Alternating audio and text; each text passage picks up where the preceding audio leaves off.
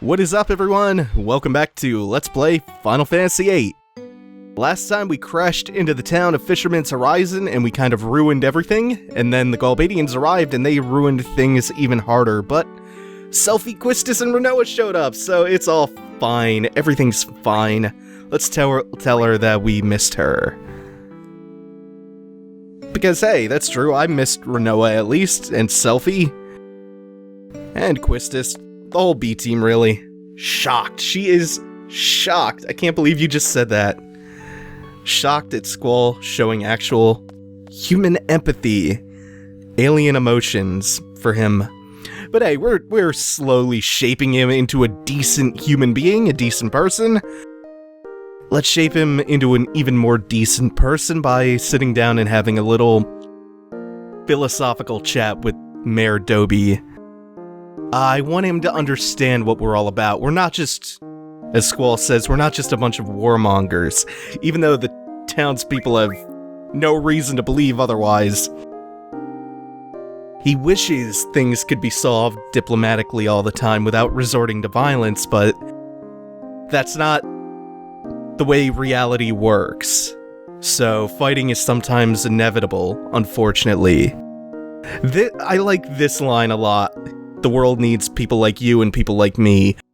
People like Dobie, a pacifist, and people like Squall, a mercenary, a soldier. That was a little more one-sided than I remember it being. He just kind of monologued at Mayor Dobie. Thought that was more of a conversation. Guess not. Yeah, the town drunk who's finally admitting that he's super drunk. Remember, he wouldn't last time. So if you head back here, after you move a screen away and zone out for a second, and you come back, there are a couple more townspeople to talk to, including this guy who appears to have once lived at Balam Garden. He was maybe a seed cadet or something along those lines. Yeah, how is everyone doing back at the garden, he wonders. That guy, I forgot to do something earlier to start a side quest involving him. He is the son of the cafeteria's lunch lady, and if you talk to her back in the cafeteria before you come down here, you can actually send him to go see his mom. It's a minor little side quest, but kind of neat nonetheless. I forgot to talk to the lunch lady before I came here, though. Oh well. Really not missing out on much. And it's not like this side quest goes away. I thought I had more ultimas than that. I was gonna replace that triple junction. It won't be too much longer before I can replace triple on all my characters and junction all ultimas, but for now, we're stuck with what we have. It's not like there's really gonna be anything in Disc 2 that necessitates junctioning 100 ultimas, but it'd be nice to max that out as early as possible. Oh right, that's why his face is familiar. I was thinking over his dialogue for a second. Had a little brain fart. Okay, now he'll let me go up. So we're taking the lift back up to Balam Garden, and we're going to try to get the hell out of here. The Fisherman Horizon technicians are still, at the moment, working at getting the garden repaired and mobile, and I'm assuming they're teaching someone back at the garden how to pilot the damn thing. That's embarrassing. They know how to pilot the garden more than we do. Okay, so Irvine's up here waiting for us. We have to go see the headmaster. We're pretty much done with Fisherman's Horizon for the time being. Yeah, the technicians do seem pretty handy. But what is Irvine talking about? What does he want them to fix? Well, he just kind of left that... Now is he gonna... No. Can the technicians fix Selphie's broken heart? Basically calling us socially retarded. So he's gonna back us up as we go to try to console Selphie. So before we go talk to the headmaster... What now, Irvine? Before we go talk to the headmaster, we're gonna head out to the quad to talk to Selphie. I believe Selphie was in charge of organizing the festival for the garden, something along those lines, so if something happened to the quad, something happened to her plans, you can maybe see why she's a little bit bummed out. So yeah, we'll head down there and have a chat with her and try to cheer her up as best Squall can. Oh, it feels like it's been forever since I've heard this theme, even though it was... No, it was like 20 minutes ago. Never mind. I'm just killing time while I walk to the quad. I believe I'm taking a left here, and is it the first outlet or the second? I think this one... Yeah, that's the infirmary, so it's the one just ahead of this. I'm still gonna wind up mixing the pink and the lavender up, the infirmary and the quad. Alright, we're on our way. The quad is not an area that we're gonna see all that much of, unfortunately. Which is a shame because it's really nice out here. Visually, it's one of my favorite areas in the garden. And yeah, the stage has been wrecked when we crashed into Fisherman's Horizon. Selphie wanted to see the band perform on stage. What band she's talking about? I don't know. Yeah, cool, it's working. Yeah, I love how everyone is super surprised. Like, everybody knows Squall is a mopey, brooding little shit. Everybody knows it. Ah.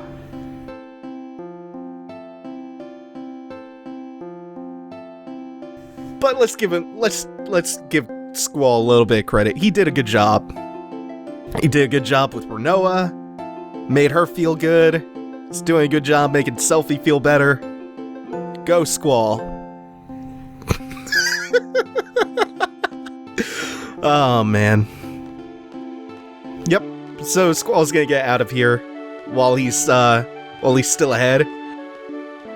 And he's gonna leave the rest to Irvine, who's just taking this chance to hit on Selphie. Oh, that's what he wanted the technicians for. He wants them to fix the stage as a gift to Selphie.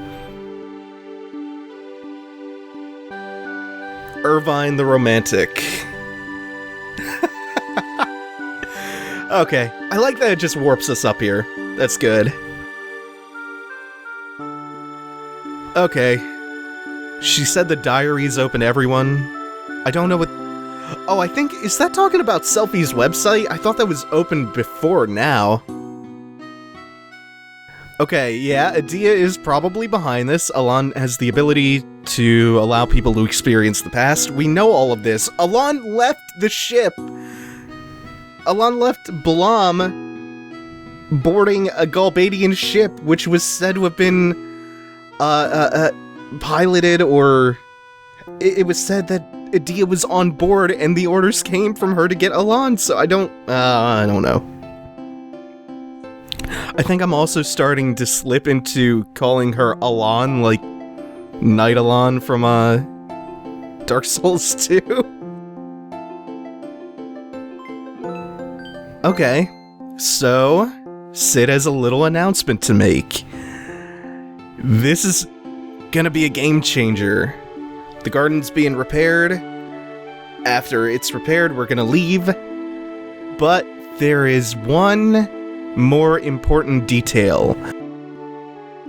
Oh yeah, the garden's gonna be our new mobile base as we plot to kill Sorceress Adia, who right now is looking like our ultimate endgame, our antagonist for the game.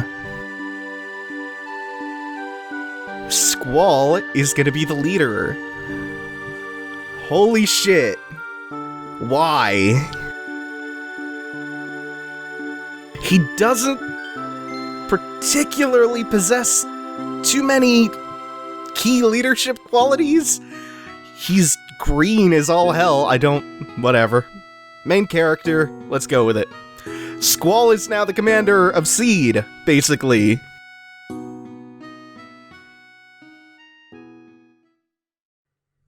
And he has some objections to all of these new responsibilities being heaped on him. I like this. I'm going to have to follow orders to give the orders to kill the sorceress. I like his way of rationalizing this. Rationalizing away the burden of responsibility is, I'm following orders to give the orders now. You're in charge. That's an order. Okay, we're getting the band together. Beholden the concert is planned. And it's gonna double as a celebration to congratulate Squall on his promotion, which they just found out about. Nobody here can play an instrument, though. But how hard can it be? How hard could it possibly be? You have a whole afternoon to learn.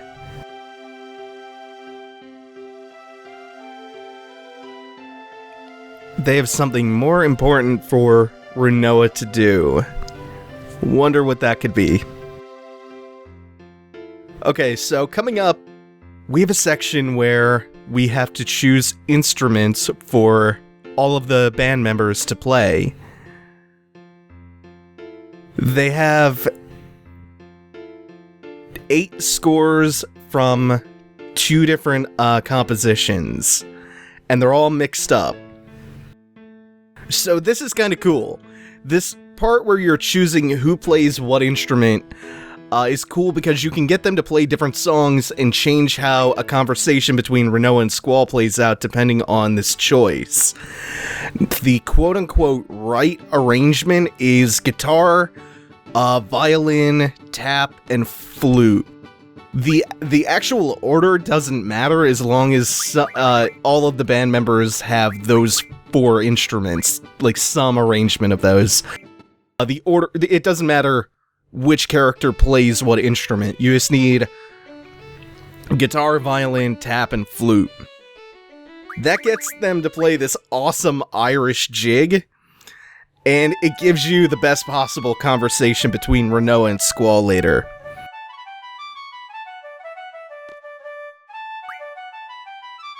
And then you can also choose the electric guitar, the sax, the piano, and the bass. And the band will play Eyes on Me instead. And that pleasant conversation between Rinoa and Squall... Sorry, I got the hiccups. That pleasant conversation between Rinoa and Squall will turn into an argument instead.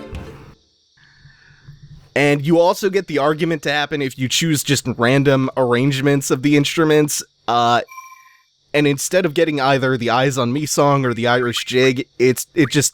The song they play is this, like, cacophonous, shitty song with no real tune. If memory serves. So... Rinoa got all dressed up for the occasion.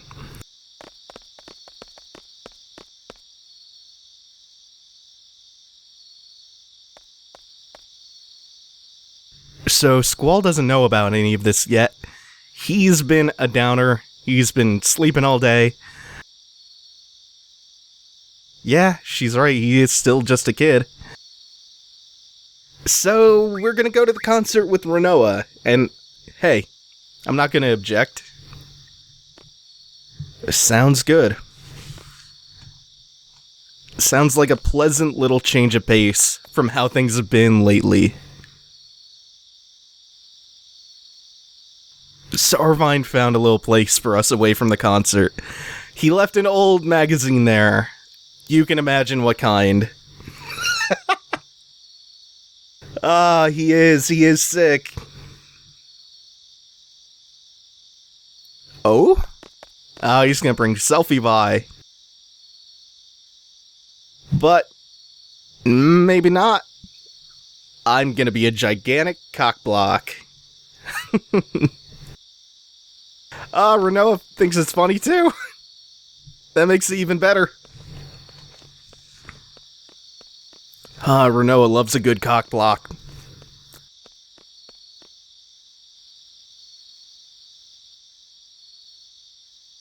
This is really cool. Yeah, let's enjoy the show and just shut up while they play a sweet, sweet Irish jig.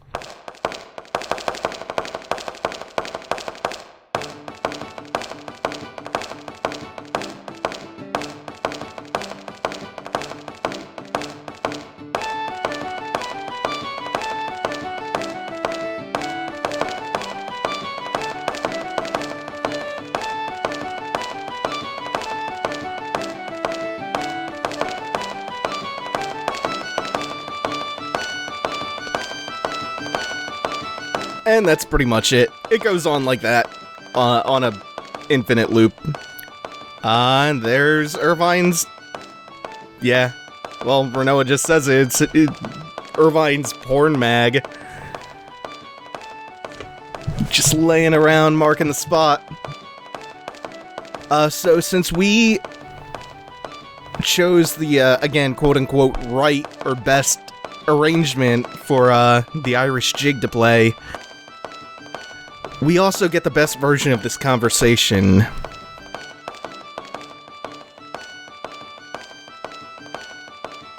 Rinoa's pencil legs. Why everyone with the pencil legs? That bothers me so much more than it should.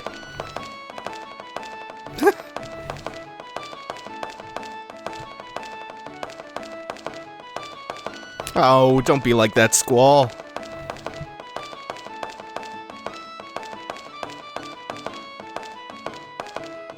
Yeah, you can't handle everything on your own, Squall. And she pushes him off. I love that. I have no idea where they land. Like, where in the town is this? It's super weird. Okay, so they just want him to open up a little bit more. They want him to trust the rest of the group, instead of just shouldering the burden himself all the time.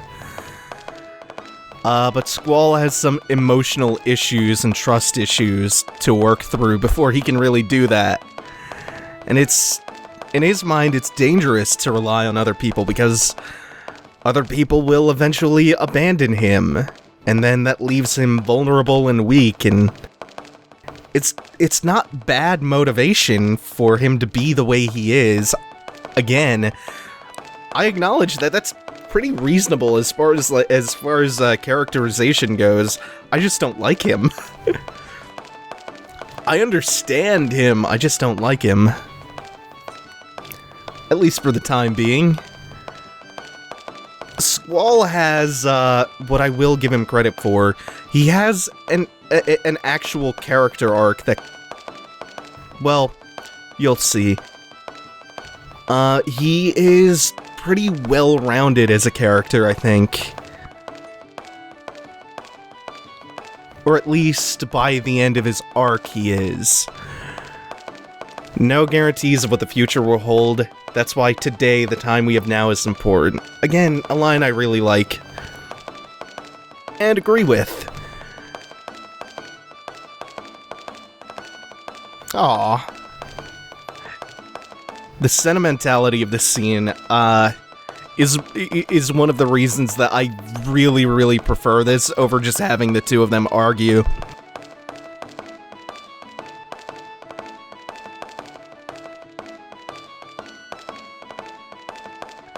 This is, the second time that I can remember where we've had a real emphasis on what they want to do with their future, what their dreams are, to be specific. The last one that I can remember was back in Dalet, when Cypher was talking about his dream.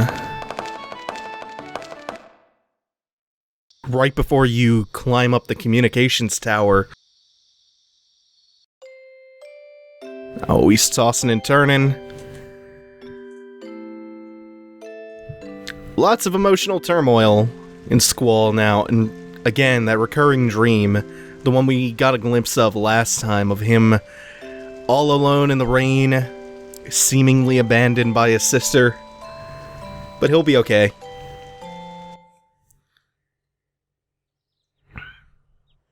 Oh god. Gotta report to the bridge again. It's never anything good when we have to go up there. Ah, well, I guess we've had enough pleasantry for one day.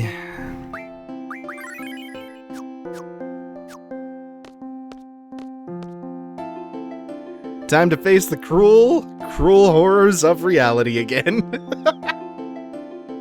Oh, man.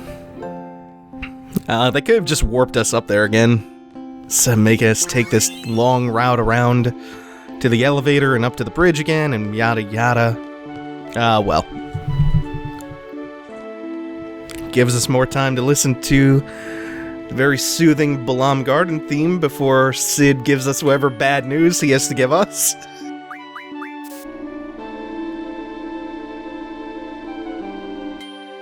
So that's always a positive.